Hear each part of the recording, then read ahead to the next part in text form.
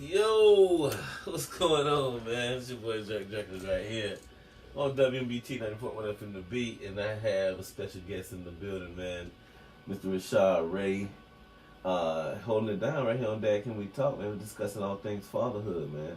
Now, this is something when you sent me the topics for this week, that really jumped off the page for me, man. I really was interested in checking it out.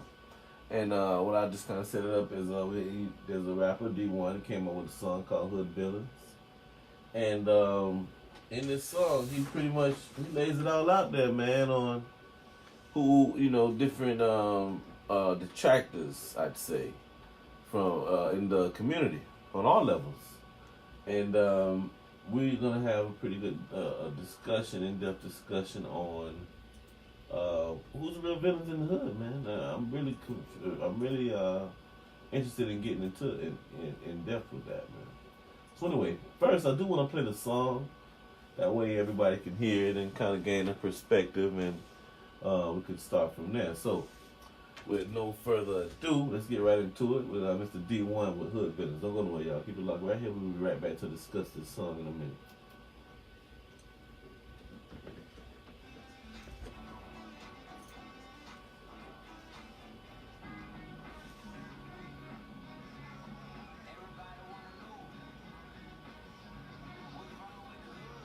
Alright.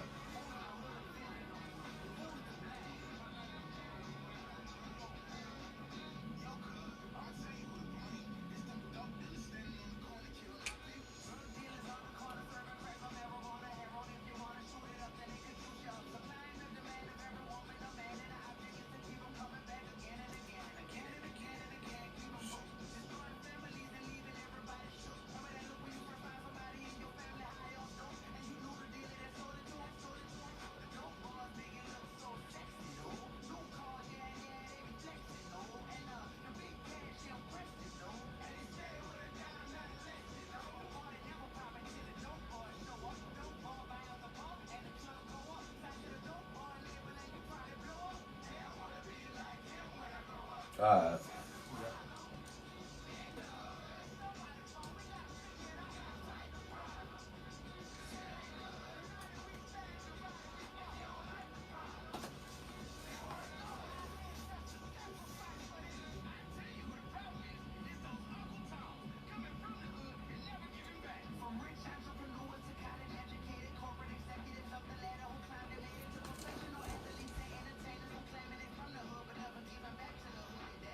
Alright.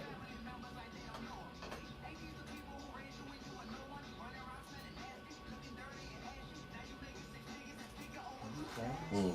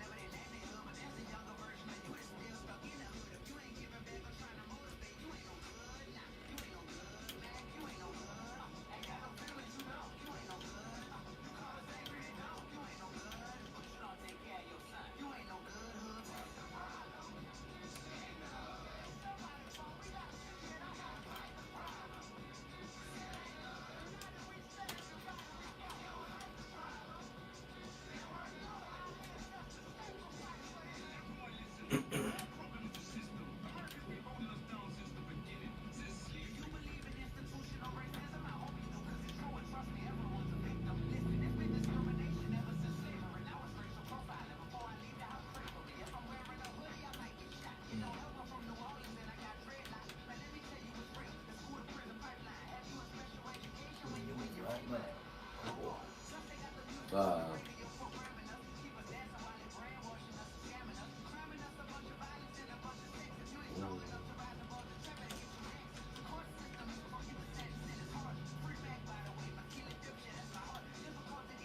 I love when he said that. Free Mac, baby.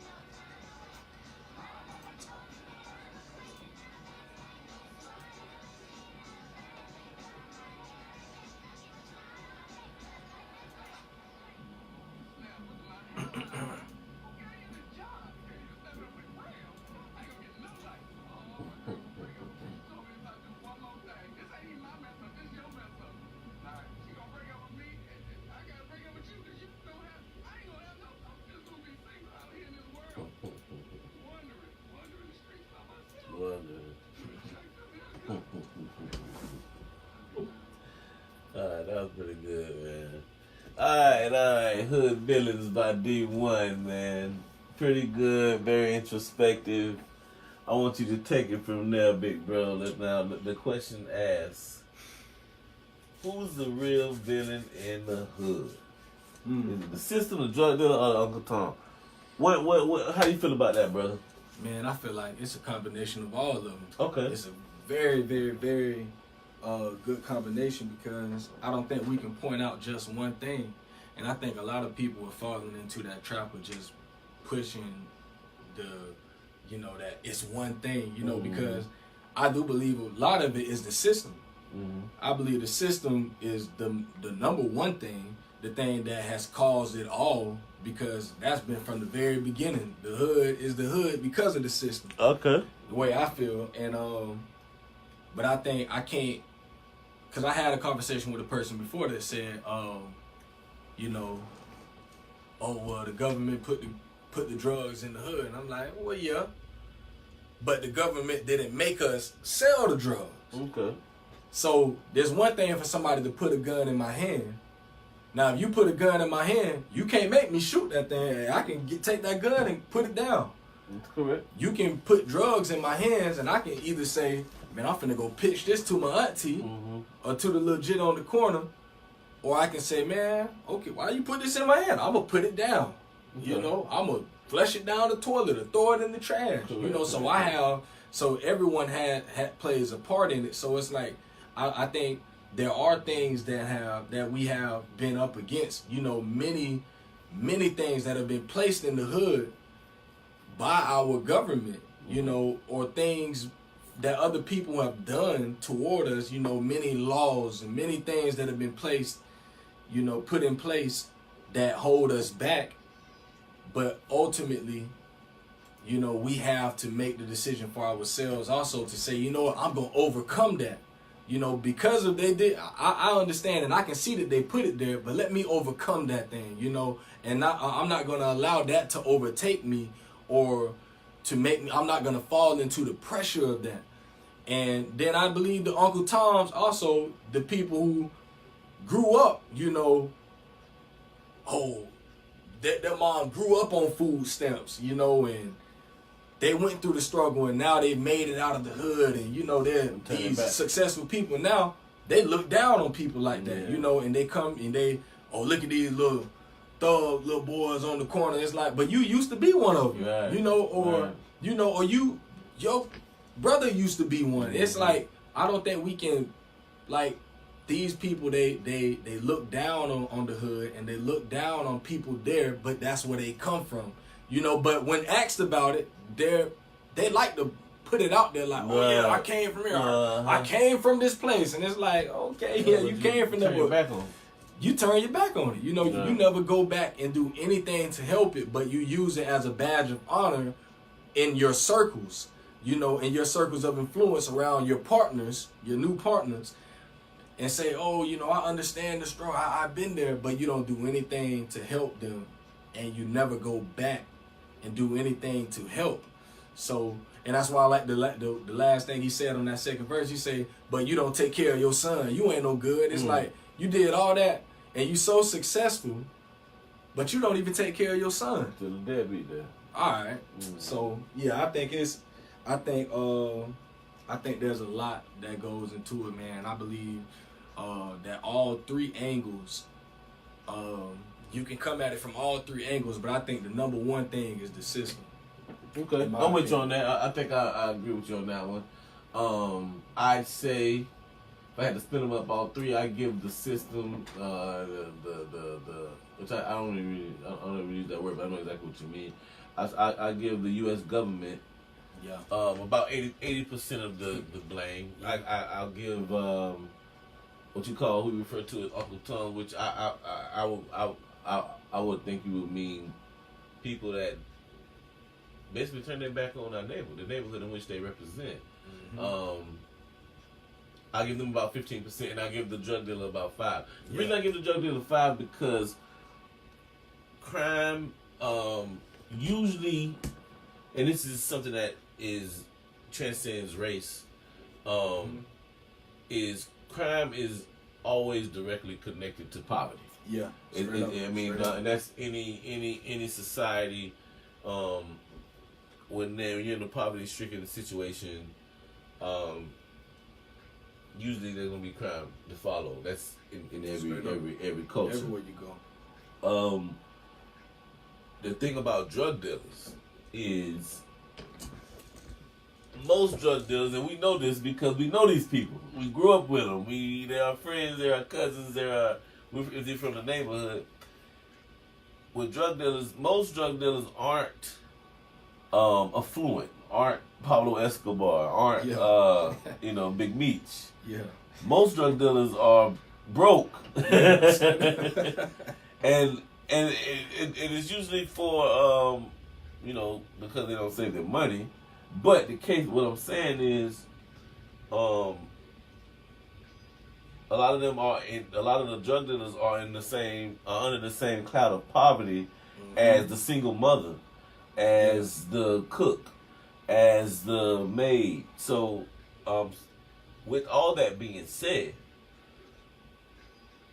I love the way T.I. says it on ATL. You ain't gotta be a dope boy to have money. All right. So, there is I don't really put a whole lot of stock in product of my environment because that same environment will produce the Martin Luther Kings, will produce the Barack Obamas. So I don't want to just put it on the environment and say, okay, well, because he's from this environment, that he is destined to travel down this road. But I will put it in the perspective of being in a poverty-stricken situation. And you alluded to earlier, the black community itself not being a producer of drugs. We don't produce any drugs in our community. And not only that, we can juxtapose and prove that drugs were placed in our communities. And there was a concerted effort and a concerted plan to put them there. So that's the reason I would always put more stock in blaming putting most of the blame on the U.S. government because we can prove this. Yeah. With all that being said, I mean, like I said, you don't have to sell dope in order to have money, and I think that's something that we in our communities are unconsciously broadcasting to our young men a lot of times, thinking, I don't want to work at McDonald's. I can go do this and make more money, yada yada yada. But there's a heavy fine to pay for that. So and we've paid it more than any other community. So I just think that's very important to remember. One thing I do want to also mention is the hustler in our community has its place. We can. That's where community organizing comes in. We can act like these people don't exist, but they have their place in our community too. And what we have to get away from is they're hurting our community. So if we can eradicate them hurting the community, then we can really be in a really good place then. But the hustler in our community, historically, whether it be the number runner or the bootleg or whatever the case, the bootleggers back in the days, a lot of times those were the people who were funding our movements because we didn't have millionaires back then. You know what I mean? Yeah. So because they came from the community. So that's the part that I don't agree with, which is the guys that are making this money in the community off hurting the community, and then to take it even a step further and make it even worse, they have no responsibility to the community. We have to remember the Bloods, the Crips, the Black Storm Rangers, all these guys, the GDs, the Gangster Disciples, all these guys started off as community organized community groups. Straight up. So that's the part that I'm upset that I don't agree with. Which is, okay, you guys we understand that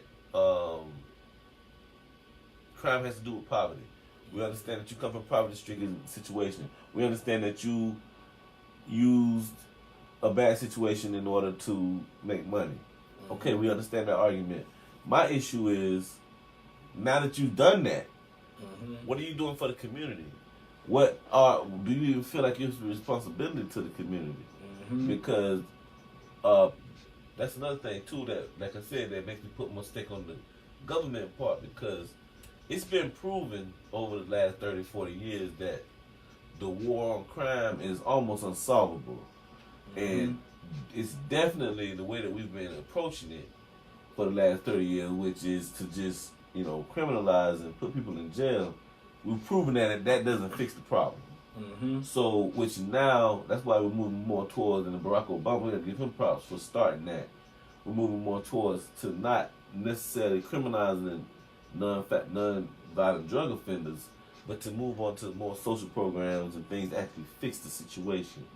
So that's one of the things. That's the government part. I was watching KRS one time, and he was saying how, we definitely are supposed to challenge each other to be responsible for the community, but we have to hold accountable the institutions that surround us. So that's our schools, that's our hospitals, that's all the government entities that are right in our neighborhood, because we keep those places going.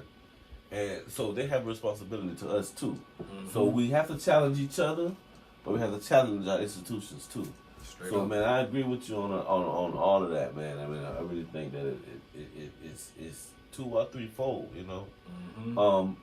So anyway, we're gonna move along, man. We got one more topic to come up. I'll play one quick song, Cardi B and Bruno Mars, and we'll be right back, man. In about 2 or 3 minutes to discuss our last topic. Yeah. So don't go nowhere, y'all. Keep it locked right here. WBT 90.1 FM The Beat.